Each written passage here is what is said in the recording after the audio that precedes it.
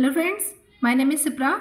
Today I am going to teach you a chapter of NCERT 8th which is crop production and management. Let's start now.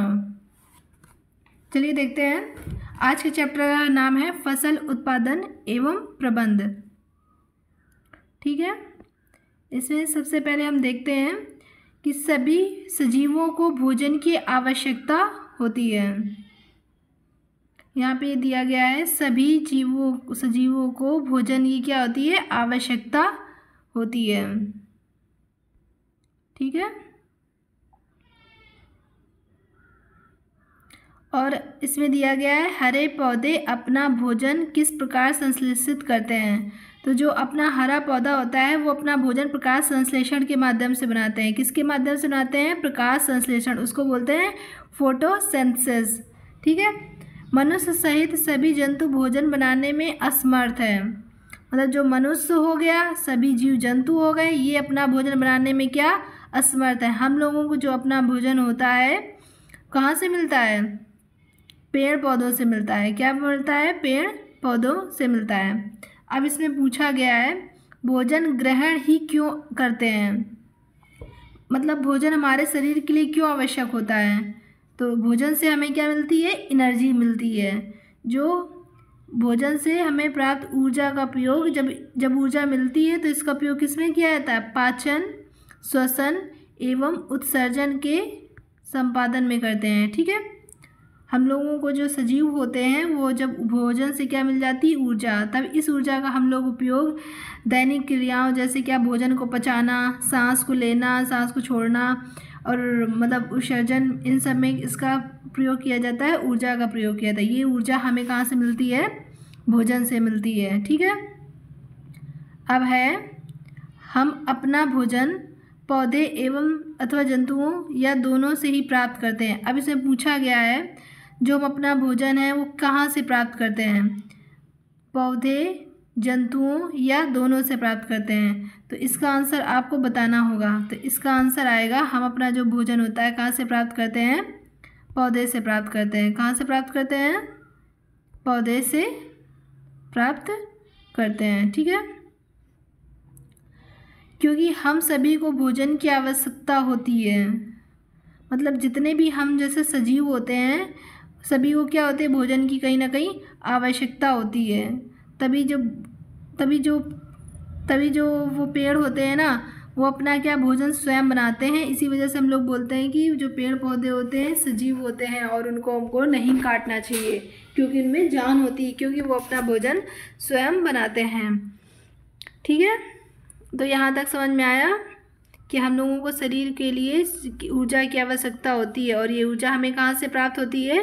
भोजन से प्राप्त होती है। ठीक है, अब यहाँ पे दिया गया है भोजन का बड़े स्तर पर उत्पादन करना आवश्यक है, क्योंकि अब हमें पता है कि हमारे देश में या फिर पूरे वर्ल्ड में क्या है, जनसंख्या में क्या हो गई है? एक अचानक वृद्धि बोले और या फिर विशाल जनसंख्या हो गई है। जब विशाल जनसंख्या होगी तो प्रत्येक को क्या भोजन की आवश्यकता होगी, तो बड़े स्तर पर क्या होगा? भोजन का उत्पादन करना पड़ेगा। ठीक है, इतनी बात यहाँ तक आप लोगों को समझ में आई होगी। आगे देखते हैं। अब ये दिया गया है कृषि पद्धतियाँ। तो जो पहले के होते थे पूर्वज हम लोगों के, तो वो कैसे होते थे? मनुष्य घुमंतु होते थे। ठीक है, वो एक स्थान से मतलब जैसे एक जगह रह रहे हैं तो दूसरी जगह पर चले जाते थे। किसके लिए? भोजन एवं आवास की खोज में। ठीक है, वो भोजन पाने के लिए या फिर अपना घर बनाने के लिए वो एक स्थान से दूसरे स्थान पर हमेशा यहाँ वहाँ घुमा करते थे। इसीलिए उन लोगों को क्या बोला जाता था? घुमंतु बोला जाता था। ठीक है, अब आगे देखते हैं। अब आगे दिया गया है जब एक ही किस्म के पौधे किसी स्थान पर बड़े पैमाने पर उगाए जाते हैं तो उसे क्या कहते हैं? फसल बोलते हैं। जैसे मान लो गेहूं है, गेहूं का उत्पादन एक बड़े भूमि पर किया जा रहा है तो हम लोग उसे क्या बोलेंगे? फसल। ऐसा तो है नहीं कि एक पेड़ लगा दिया बोल देंगे फसल, तो ऐसा नहीं होता है। जब बड़े किसी स्थान पर बड़े पैमाने पर मतलब जब उगाया जाता है तो उसे क्या बोलते हैं? फसल बोलते हैं। ठीक है, मतलब क्या बोलते हैं? क्रॉप। क्या बोलते हैं? क्रॉप बोलते हैं। ठीक है, अब इसमें एग्जाम्पल के लिए दिया गया है, जैसे वैसे जो गांव के बच्चे होते हैं उन्हें तो सब जानकारी होती है, लेकिन कुछ ऐसे बच्चे होते हैं जो बाहर रहते हैं उन्हें जानकारी नहीं होती है, तो उसके लिए ये पढ़ना चैप्टर आवश्यक होता है। जैसे गेहूं की फसल का क्या हुआ अर्थ, जैसे खेत में जो उगाए जाने वाले सभी पौधे किसके हैं, गेहूं के हैं। ठीक है, यहाँ तक आपको क्या हो गया, समझ में आ गया होगा। अब चलिए आगे देखते हैं। अब यहाँ पे इम्पोर्टेंट ये लाइन है, ये देखना है। मोटे तौर पर फसलों को 2 वर्गों में बांटा जा सकता है। मतलब जो फसलें होती हैं वो कितने वर्गों में बांटी जा सकती हैं, तो इसको मोटे तौर पर 2 भागों में बांटा जा सकता है। एक कौन सी फसल हो गई, खरीफ की फसल, और दूसरी कौन सी हो गई, रबी की फसल। ठीक है, तो वह फसल जिन्हें, अब खरीफ की फसल में क्या है, वह फसल जिन्हें वर्षा ऋतु में बोया जाता है। मतलब क्या होता है, जब बारिश होती है तब इनको बोया जाता है। तो जैसे धान क्या होते हैं, हमेशा बारिश में बोए जाते हैं। मक्का, सोयाबीन, मूंगफली, कपास, ये सब किसकी फसलें हैं, ये खरीफ की फसलें हैं। इसको आपको ध्यान रखना पड़ेगा। ये किसके एग्जाम्पल हैं, ये एग्जाम्पल हैं खरीफ की फसल के। तो खरीफ की फसल ध्यान रखिएगा कब बोई जाती है, वर्षा ऋतु में बोई जाती है। ठीक है, कब बोई जाती है, वर्षा ऋतु में बोई जाती है। और इसके एग्जाम्पल क्या है, धान, मक्का, सोयाबीन, मूंगफली, कपास, ये किसकी फसल हो गई, खरीफ की फसल हो गई। अब आगे देखते हैं कौन सी फसल, रबी की फसल। तो जो रबी की फसल होती हैं ये कब, शीत ऋतु में बोई जाती हैं।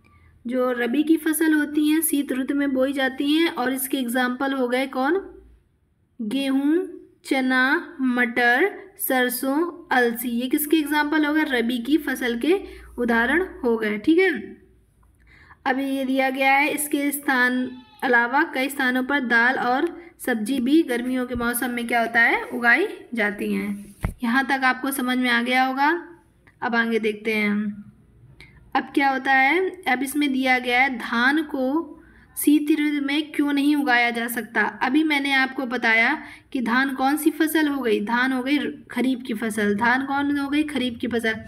और खरीफ कब होता है, वर्षा ऋतु में बोया जाता है। खरीफ कब हो जाता है, वर्षा वाले मौसम में बोया जाता है। ठीक है, तो धान के लिए क्या होता है, अधिक पानी की आवश्यकता होती है, इसलिए धान को हमेशा कब उगाया जाता है, वर्षा के टाइम में, ना कि शीत ऋतु में। शीत ऋतु में होता है गेहूँ, क्या होता है, शीत ऋतु में बोया जाता है गेहूँ। ठीक है, मतलब रबी की फसलें बोई जाती हैं।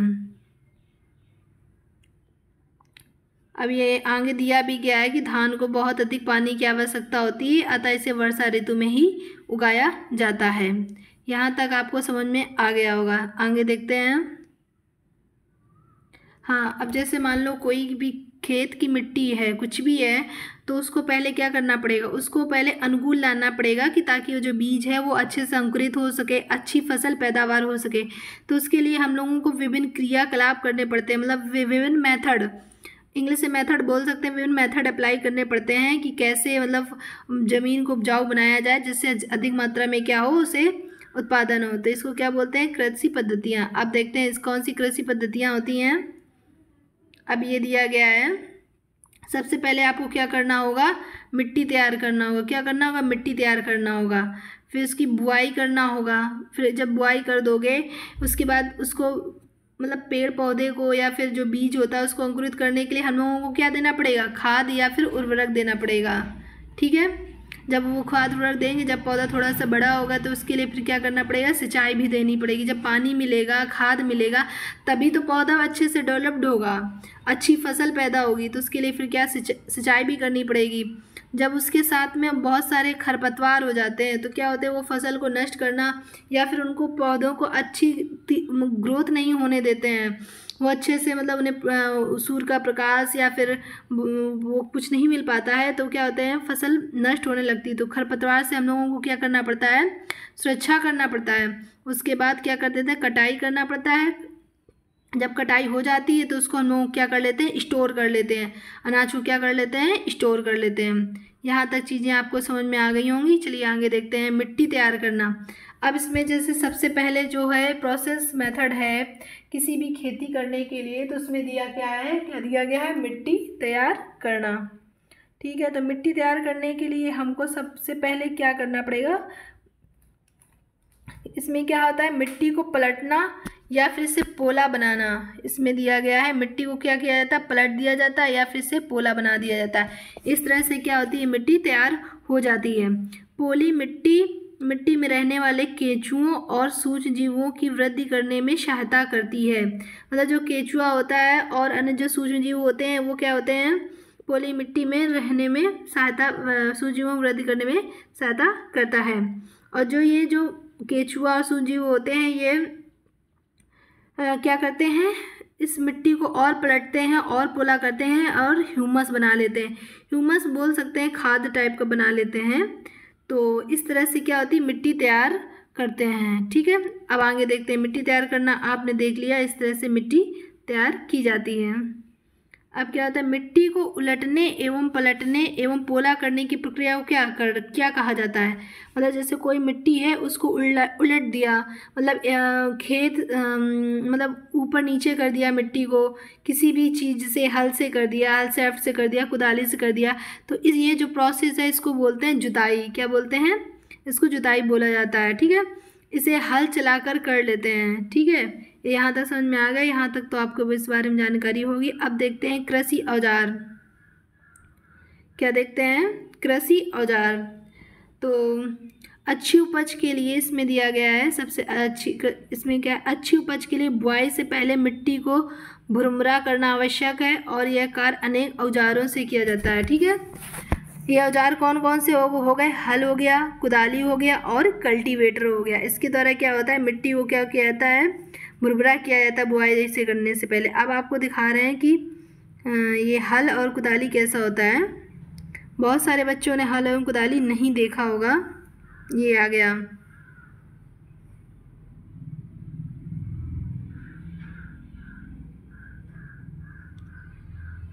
ठीक है। अब यहाँ देखते हैं, ये दिया गया हल सेफ्ट। ये देखिए यहाँ मैंने बताया, ये इसको क्या बोलते हैं, ये क्या हो गया, हल सेफ्ट। इसको ये दिख रहा है, ये लकड़ी का इधर ये दिख रहा है, इसको बोलते हैं। और इधर से जो इतना दिया गया है, इतना दिया गया, इसको क्या बोलते हैं, हल सेफ्ट बोलते हैं। ठीक है, और ये क्या होता है, जोत। इसको क्या, जो ऊपर से रखा जाता है इसको क्या बोलते हैं, जोत। क्या बोलते हैं, इसको जोत बोला जाता है। जो ऐसे इसके ऊपर जो ये बैलों के ऊपर रखा होता है इसे जोत बोला जाता है। तो ये किसका एग्जाम्पल हो गया, ये एग्जाम्पल है आपका,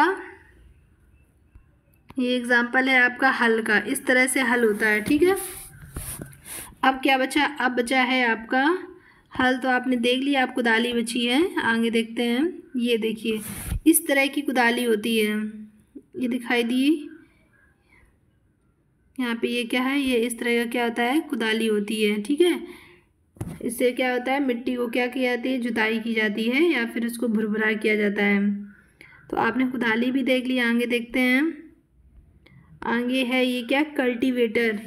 ये क्या, कल्टीवेटर के द्वारा को ट्रैक्टर द्वारा चलाते हुए, ये पीछे लगा हुआ है, इसको बोलते हैं कल्टीवेटर। क्या होता है, कल्टीवेटर। इनके सबका क्या, मिट्टी को भुरभुरा करने में इनका उपयोग किया जाता है। अब आगे देखते हैं, अब आपका तो ये क्या हो गया, औजार कंप्लीट हो गए। अब आगे देख सकते हैं बुआई। अब बुआई क्या करना होता है, बुआई में क्या क्या ध्यान रखना पड़ता है। बुआई का जिसका महत्वपूर्ण चरण होता है, इसमें पहले क्या करना पड़ता है, बीजों को साफ करना पड़ता है और जो बीज ऐसे हों जो स्वस्थ बीज हों उन्हीं को चयन किया जाता है, जिससे अधिक मात्रा में और बहुत जल्दी ग्रोथ होगी पेड़ों की और फसल अच्छी होगी। तो फिर बुआई में भी ऐसे ही प्रोसेस फॉलो की जाती है। ठीक है, अब देखते हैं आगे। अब तो यहाँ, अभी यहाँ पे कुछ ऐसा है नहीं, चलिए आगे देखते हैं।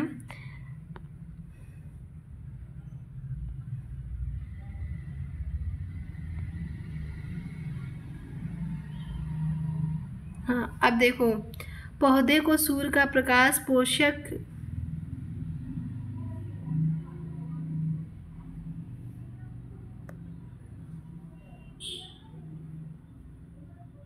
और जैसे मान लो पौधे को सूर्य का प्रकाश भी चाहिए, पोषक भी चाहिए, जल भी चाहिए पर्याप्त मात्रा में, तभी पौधा क्या होगा, फलेगा और फूलेगा और अधिक मात्रा में फसल होगा। ठीक है, और यदि बहुत सारा अधिक घनपन हो जाता है तो क्या किया जाता है, कुछ बीज से पौधों को निकाल दिया जाता है ताकि उन्हें सूर्य का प्रकाश पर्याप्त मात्रा में मिलता रहे और वो अपना भोजन बनाते रहें। वे पदार्थ अब क्या आ गई, खाद एवं उर्वरक मिलाना। ठीक है, वे पदार्थ जिन्हें मिट्टी में पोषक स्तर बनाए रखने के लिए मिलाया जाता है उन्हें खाद एवं उर्वरक कहते हैं। जैसे एक बार फसल बो दी गई, उसमें से क्या फिर दोबारा दूसरी फसल बो दी गई, फिर तीसरी फसल बो दी गई, उसको मतलब उतना टाइम नहीं दिया जाता है कि ताकि वह अपने मिट्टी में अपने पोषक तत्व दोबारा से वो गेन कर सके। तो इसके लिए हम लोग क्या करते हैं, बाहर से कुछ खाद या उर्वरक मिला देते हैं। तो उसी को इसी में बताया गया है कि पोषक स्तर बनाए रखने के लिए जिनको मिलाया जाता है उसे खाद या फिर उर्वरक कहते हैं। ठीक है, अब देखते हैं आगे। यहाँ तक तो हो गया। अब ये दिखाया गया कि खाद कैसे हमें प्राप्त होती है, खाद कैसे बनाएंगे। ठीक है, अभी दिखा, खाद एक कार्बनिक जैविक पदार्थ है। खाद क्या होती है, कार्बनिक पदार्थ है वैसे। ठीक है, जो कि किससे प्राप्त होती है, पौधे एवं जंतु अपशिष्ट से प्राप्त होती है। मतलब जो पौधा हो गया वो सड़ गल गया, उनकी पत्तियां सड़ गल जाती हैं तो उससे हमें क्या, खाद मिलती है। इसी तरह कोई जंतु या जानवर जब सड़ जाता है तो उसके अपशिष्ट से हमें क्या, खाद मिलती है। तो किसान क्या करते हैं, पादप एवं जंतु अपशिष्टों को एक गड्ढे में डाल देते हैं। जैसे केले के छिलके हो गए, कोई सब्जी हो गया, सब क्या हो, एक गड्ढे पे डाल देते हैं तथा इसका अपघटन होने के लिए खुला में छोड़ देते हैं। अपघटन किसके द्वारा होता है, कुछ सूक्ष्म जीव द्वारा होता है और अपघटित होने के बाद खाद्य पदार्थ के रूप में प्राप्त किया जाता है। वर्मी कंपोस्टिंग तथा केचुए द्वारा खाद, आप जैसे 7th क्लास में वर्मी कंपोस्टिंग और केचुए द्वारा किस तरह खाद में कन्वर्ट करते हैं वो तो आप पढ़ चुके होंगे। मतलब जैसे खाद बनाने के लिए हम लोग क्या करते हैं, जैसे जो पौधे तो जंतु के अपशिष्ट होते हैं वो हम लोग क्या करते हैं, एक गड्ढे में डाल देते हैं और उस गड्ढे को कुछ वक्त के लिए छोड़ देते हैं। जब उसको काफ़ी वक्त के लिए छोड़ देंगे तो क्या सड़ जाएगा, गल जाएगा, देन वो मतलब वो मिट्टी में ही मिल जाएगा। लेकिन जो मिट्टी में मिलेगा वो एक खाद के रूप में होगा। वहाँ पे आप कोई भी फल या फिर कोई पेड़ लगाएंगे या फिर कोई भी फसल बोएंगे तो वहाँ पे उसको अधिक जल्दी ग्रोथ करेगा, उसको मतलब पोषण वहाँ से अधिक मात्रा प्राप्त हो जाएंगे क्योंकि वहाँ पे पहले से ही हम लोग खाद बना चुके हैं। ठीक है, यहाँ तक आपको समझ में आया। अब आगे देखते हैं।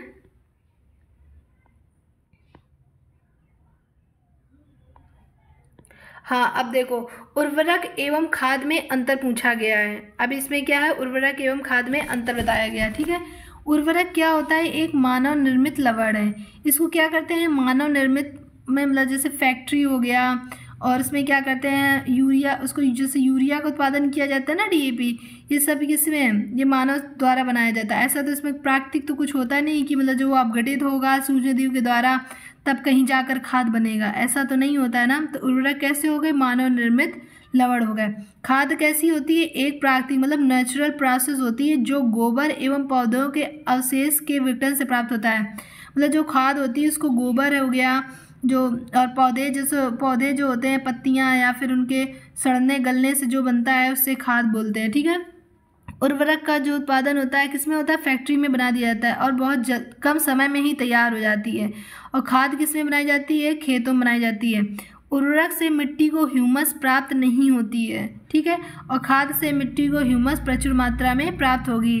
तो ये सबसे बड़ा ड्रॉबैक है उर्वरक का कि क्योंकि इससे जो होता है उससे ह्यूमस प्राप्त नहीं होता है। लेकिन जो नेचुरल जो खाद होती है उससे हम लोगों को क्या मिलता है, ह्यूमस प्राप्त होता है। और उर्वरक में पादप पोषक जैसे कि नाइट्रोजन, फास्फोरस, पोटेशियम जो क्या होते हैं, प्रचुर मात्रा में होते हैं। क्योंकि इसमें से ऐसी क्वांटिटी हम लोग पहले से ही मिला देते हैं और बहुत जल्दी बनता है, तो इसमें क्या प्रचुर मात्रा में होते हैं। खाद में क्या होता है, पादप पोषक तुलनात्मक रूप से कम होते हैं। तो आजकल हम लोग क्या करते हैं कि मतलब उसको क्या करते हैं, तो इस हिसाब से कह सकते हैं कि मतलब उर्वरक जो होते हैं वो थोड़े से कम अच्छे होते हैं। खाद का जो उपयोग होता है वो ज़्यादा अच्छा माना जा सकता है। अब आगे देखते हैं। अब खाद के लाभ बताए गए हैं। अब इसमें पूछा गया है खाद के लाभ। जैविक खाद उर्वरक की अपेक्षा अधिक मानी जाती है।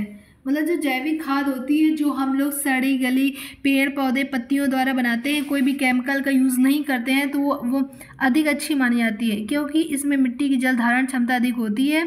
इससे मिट्टी भुरभुरी एवं सरंध्र हो जाती है और मित्र जीवाणुओं की संख्या में वृद्धि हो जाती है। इस जैविक खाद से मिट्टी का गठन सुधार जाता है। ठीक है, यहाँ तक आपको समझ में आ गया होगा।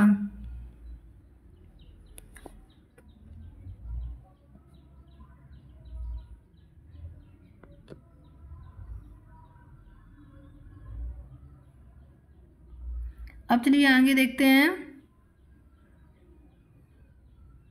अब क्या आ गया, सिंचाई। क्या हो गई, सिंचाई।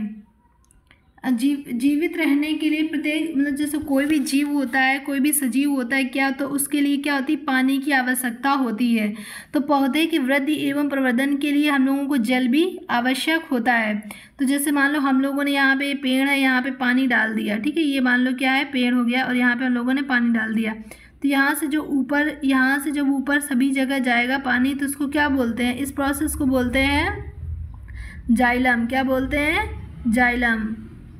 मतलब पानी का जो फ्लो होता है उसको जो तने से जो पौधे के अन्य भागों में जाता है, तो उस प्रक्रिया को क्या बोलते हैं, जाइलम बोलते हैं। ठीक है, अब किसमें दिया गया है, पौधों की जड़ों द्वारा जल का अवशोषण होता है। मतलब जो पौधे के यहाँ पे जो जड़ें होती हैं वो क्या करती हैं, जल का अवशोषण करती हैं, जिसके साथ वह खनिज और उर्वरक का भी अवशोषण, मतलब यहाँ पे क्या खनिज भी होते हैं और उर्वरक भी होते हैं। खनिज उर्वरक को पानी के माध्यम से पौधे के सभी भागों में पहुँचाती हैं, जिससे पौधे का अच्छा विकास होता है। ठीक है, अब इतना यहाँ तक आपको समझ में आ गया होगा।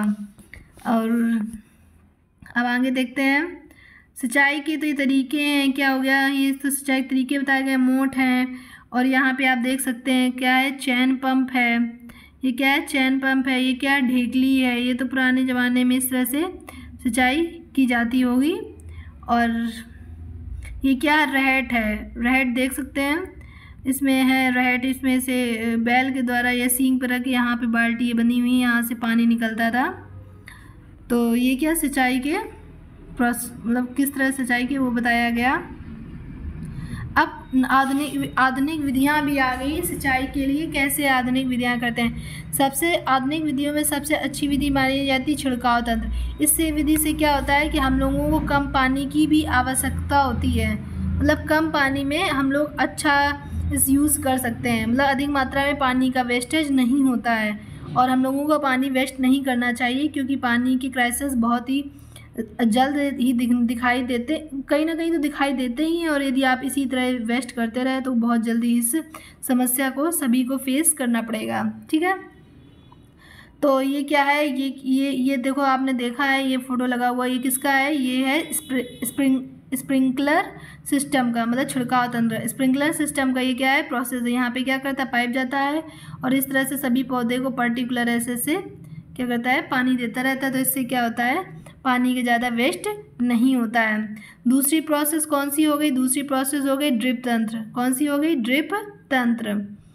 तो ये ड्रिप तंत्र का दिया गया है, ये बूंद बूंद की द्वारा इसका छिड़काव होता रहता है। पौधे की जड़ों में गिरता जल क्या होता है, बूंद बूंद के द्वारा कहाँ गिरता रहता है, पौधों की जड़ों में गिरता रहता है। ठीक है, अब आगे देखते हैं खरपतवार से सुरक्षा। अब आगे का ये है खरपतवार से सुरक्षा। मान लो जैसे पेड़ पौधे हो गए, अपना सब प्रोसेस कंप्लीट कर लिया, फसल भी लग गई, लेकिन उसके बाद क्या होते हैं, बहुत सारे ऐसे होते हैं जो फसल के साथ पेड़ पौधे उगाते हैं। तो उसको सुरक्षा करने के लिए हम लोग क्या बोलते हैं, देखते हैं। मतलब जो हम लोग चाहते हैं फसल, उसके साथ कुछ अवांछित पौधे प्राकृतिक रूप से उगाते हैं। इस अवांछित पौधों को क्या कहते हैं, खरपतवार कहते हैं। और जो ये खरपतवार होते हैं, मतलब जो खरपतवार होते हैं, इनको हटाने की प्रक्रिया को क्या बोलते हैं, निराई बोलते हैं। क्या बोलते हैं, निराई बोलते हैं। ठीक है, अब आगे देखते हैं। हाँ, अब इसकी बात ये है कि खरपतवारों के उपयोग से भी खरपतवार नियंत्रण किया जाता है। मतलब जो रसायन होते, कुछ ऐसे केमिकल होते हैं कि जैसे वहाँ पे फसल पे छिड़काव कर दो, तो जो हम लोगों को पौधे नहीं चाहिए, जिनका कोई यूज़ नहीं है, तो वो क्या कहते हैं, वो उपयोग, तो उनका वृद्धि नहीं होता है, तो उन्हें क्या बोलते हैं, खरपतवार नाशी। इससे क्या होता है, वो पौधे नष्ट हो जाते हैं, जिनका हम लोगों को नहीं चाहना होता है, जो फालतू में जग जाते हैं और उनका कोई फसल से लेना देना नहीं होता है। तो इसको क्या बोलते हैं, खरपतवार नाशी। जब हम लोग खरपतवार से सुरक्षा कर लेते हैं, तो फिर इसके बाद हम लोगों की क्या प्रोसेस आती, कटाई। फसल पक जाने के बाद उसे क्या करना होता है, काटना होता है। एक मशीन का उपयोग किया जाता है जिसे हार्वेस्टर कहते हैं। मतलब फसल कटाई के लिए क्या करते हैं, हार्वेस्टर का उपयोग किया जाता है। और काटी गई फसल से, मतलब जैसे एक मशीन से क्या होता है, फसल काट ली गई, उसे हार्वेस्टर कहते हैं। और काटी गई फसल से बीजों या धानों को अलग करने की प्रक्रिया को क्या बोलते हैं, थ्रेशिंग। क्या बोलते हैं यहाँ तक तो आप लोगों ने देख ही लिया। अब चलिए आगे देखते हैं।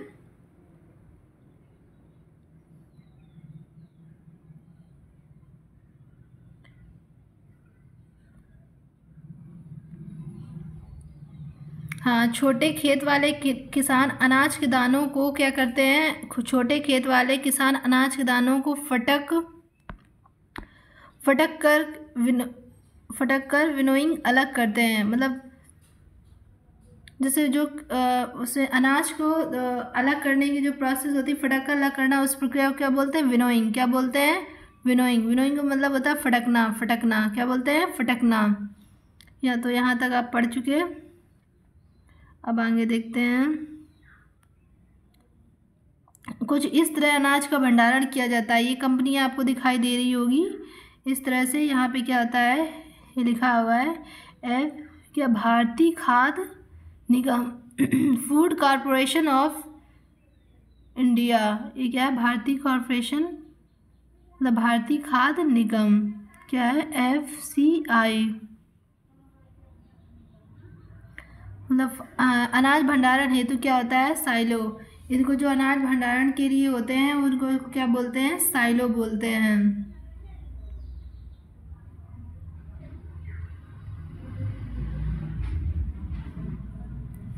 क्या होता है? साइलो। आगे देखते हैं। और भंडार गृहों में बोरों को किसमें किया जाता है? ये किया जाता है बोरों में संग्रहण किया जाता है। भंडार गृहों में बोरों में अनाज का संग्रहण किया जाता है। ये देखो बोरे दिखाई दे रहे हैं, इसमें क्या होता है? अनाज भरा होता है। इस तरह से क्या करते हैं हम लोग? अनाज का स्टोर करते हैं। ठीक है, अब आगे देखते हैं। अब यहाँ से आपको क्या हो गया? चैप्टर फिनिश हो गया। जो जो भी इम्पोर्टेंट टॉपिक थे मैंने आपको बता दिए हैं। और कोई भी क्वेश्चन पूछना हो, कुछ भी क्वेरी हो तो आप कमेंट बॉक्स में कमेंट कर सकते हैं। चलिए आगे देखते हैं।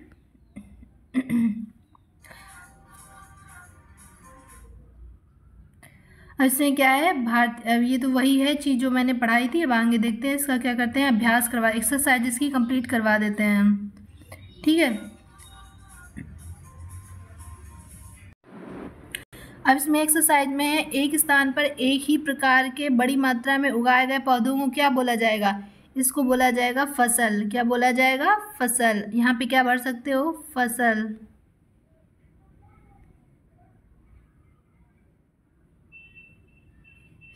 इसको क्या कहते हैं? फसल कहते हैं। फसल उगाने से पहले प्रथम चरण मिट्टी की तैयारी होती है। क्या हो जाएगा? तैयारी। अब आगे देखते हैं। क्षतिग्रस्त बीज जल की सतह पर क्या होंगे? तैरने लगेंगे। क्या लगेंगे? तैरने लगेंगे। ठीक है, तीसरे का भी हो गया। अब दिया गया फसल उगाने के लिए पर्याप्त सूर्य का प्रकाश एवं मिट्टी से जल एवं पोषक। अब इसमें क्या आ जाएगा? जल एवं पोषक। अब क्या होगा? फसल उगाने के लिए सूर्य का प्रकाश एवं मिट्टी से जल तथा पोषक आवश्यक हैं। ठीक है, तो ये आपकी एक्सरसाइज इतनी कंप्लीट हो गई। अब आगे देखते हैं। अब आगे दिया गया है खरीफ की फसल कौन सी हो जाएगी? खरीफ की फसल हो जाएगी धान एवं मक्का। क्या होगा? धान एवं मक्का। ये कब बोए जाते हैं? वर्षा ऋतु में। कब बोए जाते हैं? वर्षा ऋतु में। रबी की फसल गेहूं, चना, मटर। रासायनिक उर्वरक किस में आएंगे? यूरिया तथा सुपर फास्फेट। कार्बनिक खाद किस में आएगी? पशु अपशिष्ट, गोबर, मूत्र एवं पादप अवशेष। मवेशियों के चारे का यहाँ कुछ भी काम नहीं है। अब ये भी आपका कंप्लीट हो गया। ठीक है, अब क्या किया गया है? खरीफ की फसल के 2 उदाहरण देने हैं। तो अब खरीफ के 2 एग्जाम्पल बताइए, क्या क्या हो सकते हैं? बताइए। गेहूं, चना, नहीं खरीफ नहीं, सॉरी, खरीफ क्या आएगा? धान। 1 मिनट। खरीफ का एग्जाम्पल क्या हो जाएगा? धान एवं मक्का। क्या आ जाएगा? धान और मक्का। ठीक है, अब रबी का आएगा तो रबी में हो जाएगा गेहूं और चना। क्या हो जाएगा? गेहूं और चना। यहाँ तक समझ में आया? दोनों एग्जाम्पल भी इसके हो गए। ठीक है, अब आगे देखते हैं। अब इसमें क्या करना है, पैराग्राफ लिखना है, मिट्टी तैयार करना, बुआई, निराई, थ्रेसिंग। तो ये तो आप अपना कर ही लोगे बुक से पढ़ के, और मैंने बताया ही है। उसी तरह से निराई किया तो गुणना करता, बुआई, थ्रेशिंग करना, मिट्टी तैयार करना, ये सब आप अपना कर लेंगे। इस तरह से ये आपका चैप्टर कंप्लीट हो गया। ठीक है, और बस इस चैप्टर में इतना ही है। और आगे जो वीडियो होगा वो इस चैप्टर सेकेंड का आएगा। और इस वीडियो की रिकॉर्डिंग कोई भी कमेंट हो, कोई भी आपको जानकारी चाहिए तो आप कमेंट कर सकते हैं। I hope you like my video. Thanks for watching. Please share, subscribe and like.